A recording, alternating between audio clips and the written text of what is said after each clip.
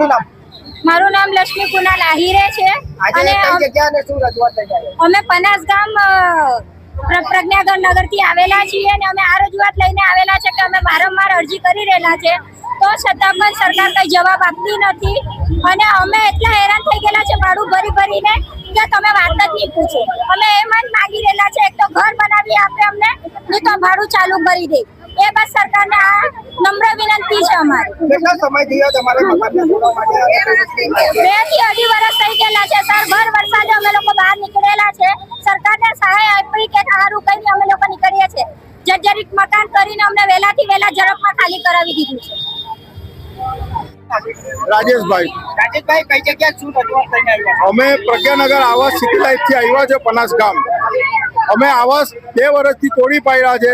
જર્જરી હતા ભાડું આપવું એમ કરીને અમને મકાન હજુ અત્યાર સુધી ભાડું પણ નથી આપ્યું, નથી ટેન્ડર પાસ કર્યા છે. ટેન્ડર પાડે છે, ટેન્ડર પાસ નહીં થતું એમ કરીને આજે અમને 2 વર્ષથી અમે અટવાયા છે.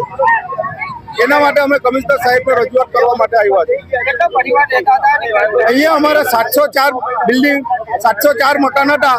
ઓછામાં ઓછા 4 થી 5 હજારનું પબ્લિક રહેતું હતું. અત્યારે કઈ રીતની હાલાકી? અત્યારે અમને બહુ તકલીફ પડે છે. અત્યારે બધા પોતપોતાના હિસાબે ભાડે ગમે ત્યાં દૂર રહેવા છે. લોકો 8-10 કિલોમીટર દૂર રહેવા ગયા છે. 8-10 હજાર રૂપિયા ભાડું પડશે રહી છે. અમે આજ રજૂઆત કરવા માટે આવ્યા છે કે અમારું વહેલી તકે ટેન્ડર બહાર પડે અને અમને વહેલી તકે ભાડા કે એવું કંઈ ચાલુ કરી આપે.